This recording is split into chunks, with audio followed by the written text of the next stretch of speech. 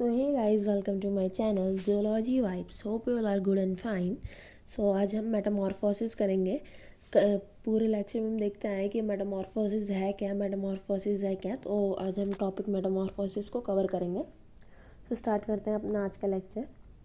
ये मेटामॉर्फोसिस है हमारा. ये बेसिकली एक ऐसा प्रोसेस है जो जैसे इंसेक्ट में जो भी इंसेक्ट्स होते हैं उनमें माउल्टिंग होती है. माउल्टिंग मतलब धीरे धीरे वो बड़े होते हैं, अपनी स्किन को शेड करते हैं, फिर बड़े होते हैं, स्किन को शेड करते हैं, बड़े होते हैं, है ना. हमने पढ़ा था. तो वैसे ही माउल्टिंग होती है. माउल्टिंग के थ्रू जो ये इंसेक्ट्स होते हैं सारे बड़े होते हैं. माउल्टिंग होती रहती है और ये इंसेक्ट्स में चेंज आता रहता है एक टाइम तक, जब तक कि एडल्ट नहीं होते प्रॉपर. ठीक है. सो बेसिकली जो मेटामॉर्फिस है, the change in the form of larva to adult is known as Metamorphosis.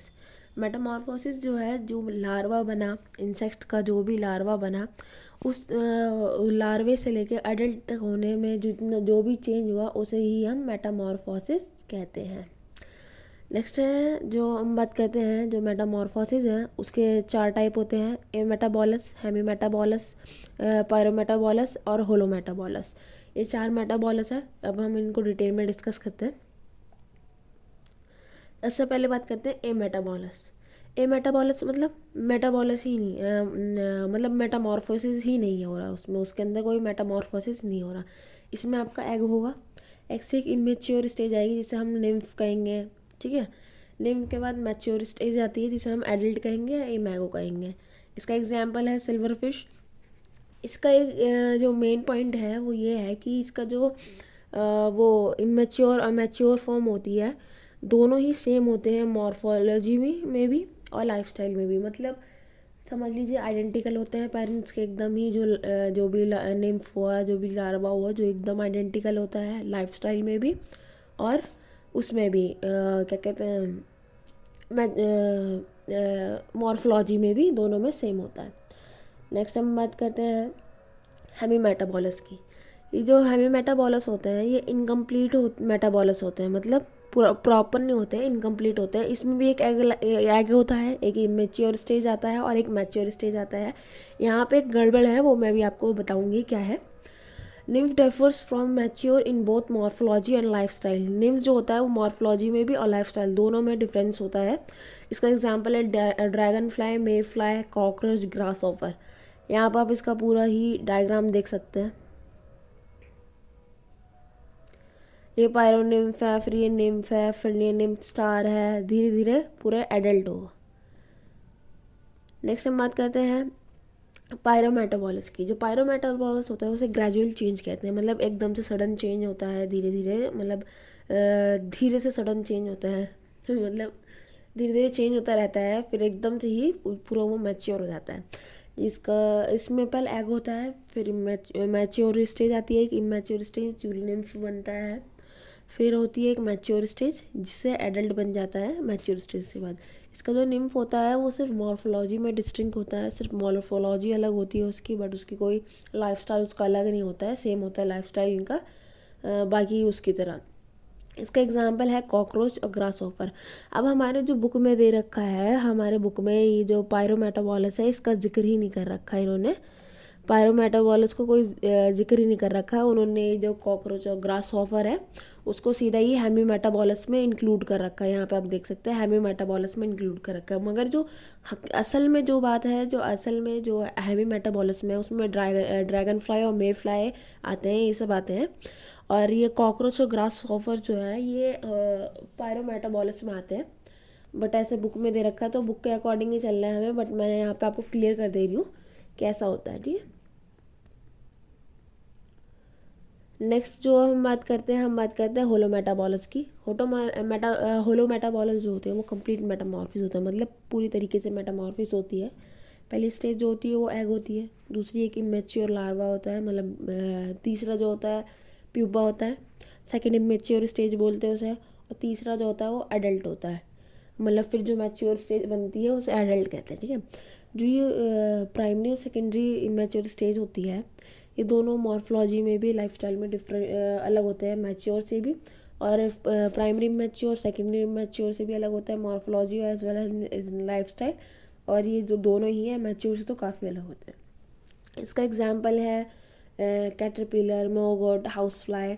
अब बटरफ्लाई में भी देख सकते हैं, यहाँ पर आप डायग्राम देख सकते हैं, ठीक है। होलोमेटाबॉलस का पूरा ही के लार्वा है, फिर दूसरा लार्वा बना, फिर लार्वा, लार्वा, लार्वा, फिर प्यूपा, एंड देन जाके आपका एडल्ट बना जो है बटरफ्लाई। अब हमने ये तो देख लिया मेटामॉर्फोसिस होता क्या है, किस लिए होता है, क्या होता है इसमें मेटामॉर्फोसिस में। बेसिकली मेटामॉर्फोसिस उसे कहते हैं जितने भी लार्वा से एडल्ट होने में जो भी चेंज है उसे हम मेटामॉर्फोसिस कहते हैं, ठीक है। अब हम देखते हैं ये होता ही क्यों है, ठीक है, कि मतलब इसके होने का रीज़न ही क्या है, कि मतलब कौन से हार्मोन इनको रेगुलेट करते हैं, कैसे ये एडल्ट होते हैं, ठीक है। In insect, hormone that is responsible for preventing the animal from metamorphosing is juveline hormone secreted by the corpus allotrum. In fact, as the name implies, juveline hormone keeps the insect juveline. So, in effect, it inhibits the metamorphosis. जो ये जुवेलाइन hormone होता है, GH जो hormone होता है, ये corpus एलेटम से secrete होता है। अभी मैं पूरा डायग्राम दिखाऊंगी इसका आपको। कॉर्पस एलेटम से सिक्रीट होता है, और ये जो होता है, जो भी इंसेक्ट होता है उसको जुवेलाइन रखता है, उसको प्रॉपर मैच्योर होने देता है, एडल्ट स्टेज में आने देता है, उसको लार्वा में ही रखता है, प्यूपा में ही रखता है, ऐसे स्टेज में रखता है, इसको प्रॉपर एडल्ट नहीं होने देता। इसलिए अपने नाम की तरह ही है, उसको जुवेलाइन हार्मोन इंसेक्ट को जुवेलाइन ही रखता है अपने नाम की तरह, ठीक है। We have already seen that the prothyroid gland in immature insect secrete endocyne. जो इमेच्योर इंसेक्ट होते हैं उनका जो प्रोथोरिक ग्लैंड होता है वो एडोसाइन जो है सिक्रेट करता है, और यही एडोसाइन जो है ये माउल्टिंग में हेल्प करता है। माउल्टिंग से ही तो सारे इंसेक्ट बड़े होते हैं, हमने पिछले लेक्चर्स में सब में ही देखा कि माउल्टिंग के थ्रू ही ये बड़े होते हैं, ठीक है। तो ये माउल्टिंग शो करते हैं, माउल्टिंग से ही ये बड़े होते हैं। तो ये जो एडोसिन है जो प्रोथायरिक ग्लैंड के से निकलता है मैच्योर स्टेज में, लार्वा या प्यूपा में, तो एडोसिन ही इनको डेवलप करवाने में मदद करता है। As long as larva moult in presence of high titres of जुवेलाइन hormone it cause its moult into another larva.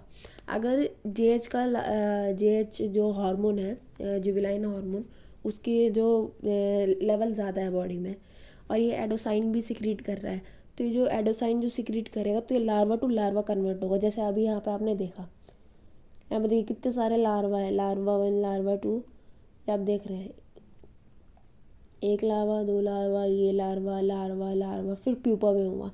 तो ऐसे ही होगा कि जब ये होता है जो जुवेलाइन का ज़्यादा हार्मोन का जो कंसंट्रेशन है ज़्यादा होता है बॉडी में, तो जो लार्वा है वो लार्वा टू लार्वा ही कन्वर्ट होगा। एक लार्वा से दूसरे लार्वा का फॉर्म बनेगा, थोड़ा थोड़ा चेंज आएगा लार्वा में, बट वो लार्वा ही रहेगा, क्योंकि एडल्ट नहीं हो पाएगा, ये जुवेलाइन ही रहेगा, ठीक है। If the moult take place the when the tides of JH are low in the blood, जब ब्लड में जेएच का जो वो होते हैं अमाउंट होता है वो लो होता है, इट रिजल्ट इन प्यूपा, तब वो प्यूपा में बदलेगा फाइनली। एंड देन वहाँ से फिर जब कोई जेएच सर्कुलेट नहीं हो रहा होगा बॉडी में, एकदम इनहिबिट हो गया होगा जेएच जो है, तब जाके आपका जो और वो एग्डिनोसोन निकल रहा होगा बॉडी से, ब्लड में होगा प्रेजेंट, तो हमारा एडल्ट में वो जो भी इंडिविजुअल है वो एडल्ट में कन्वर्ट हो जाएगा, ठीक है। तो यहीं से हम देखते हैं कि जेएच जो है वो रिप्रेशन कॉज करता है जीन में, which is responsible for adult differentiation. अगर जेएच का लो नहीं हुआ तो जितना भी आप एडिनोसिन को रिलीज़ करवा लीजिए प्रोथायरिक ग्लैंड से, कोई फ़ायदा नहीं होगा। सिर्फ वो लार्वा टू लार्वा कन्वर्ट होता रहेगा, जब तक उसका कंसंट्रेशन लो नहीं होगा, वो प्यूपा में कन्वर्ट नहीं होगा, वो एडल्ट नहीं बनेगा, ठीक है। सो यहाँ पे आप पूरा रेगुलेशन का वो देख सकते हैं इसका।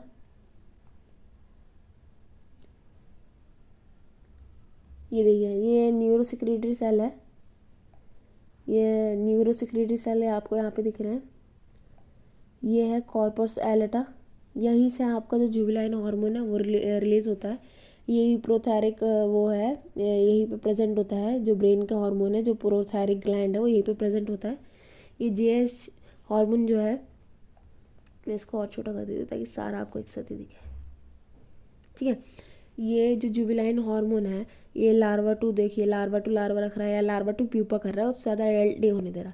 जब इसकी कंसंट्रेशन लो है तभी जो प्रोथायरिक ग्लैंड से जो माउंटिंग हार्मोन जो एडिनोसिन देखा था हमने, उसे E20 भी बोलते हैं, वो रिलीज़ होता है। फिर वो लार्वा को कन्वर्ट करता है प्यूपा में, प्यूपा कन्वर्ट करता है एडल्ट में। आप यहाँ पे पूरा देख सकते हैं। और जब जुवेनाइन का कंसंट्रेशन लो है, जब जुवेनाइन का कंसंट्रेशन लो है जब ही ये काम हो रहा है, अदरवाइज़ ये काम नहीं होता। नेक्स्ट जब हम बात करते हैं, जब एक अडल्ट निकल गया, अब दोबारा ये कैसे प्रोसेस चालू होता है कि मतलब कैसे योग बनता है, एग बनता है, फिर कैसे ये जो ओवा है उसका प्रोसेस चालू होता है। Once the adult emerges the corpus allatum become once again active. Corpus allatum जो होता है वो फिर वो एक्टिव हो जाता है। The JH in female insect and JH has been shown to function of gonadotropic hormone. JH का जो फंक्शन होता है वो गोनेडोट्रोपिक हार्मोन होता है, मतलब ओवा को डेवलप करवाने का उसका काम होता है। Under the influence of the JH, the fat of the body of certain insects synthesizes yolk protein precursor, the vitellogenes, which are subsequently released into the homolymph. जो JH जब प्रेजेंट होते हैं उसके अंदर, बॉडी के अंदर जब JH प्रेजेंट होते हैं, जो फैट होता है इनके बॉडी का, इंसेक्ट के अंदर जो फैट होता है बॉडी में इनके जो फैट प्रेजेंट होता है वो योग में सिंथेसाइज होने लगता है। मतलब योग प्रोटीन पता ही है आपको, एग में जो होता है, योग में सिंथेसाइज होने लगता है, विटेलिजिनस में कन्वर्ट होने लगता है उसमें, और which are subsequently release into the haemolymph. तो जो इनकी बॉडी में ब्लड तो होता ही नहीं, तो होमोलिम्फ में धीरे धीरे वो रिलीज होने लगता है। Also JH is shown to promote the uptake of vitellogenin to the from the haemolymph by the developing oocyte. Inside the oocyte, the vitellogenes are transformed into the wet lines. यहाँ पे जो होता है oocyte के अंदर जो होता है, जो भी विटेलोजिनस वो होता है वो ट्रांसफॉर्म हो रहा होता है वेट लाइन्स में। वेट लाइन्स एक प्रोटीन होता है, उसके अंदर ही वो oocyte के अंदर उसमें ट्रांसफ़र हो रहा होता है।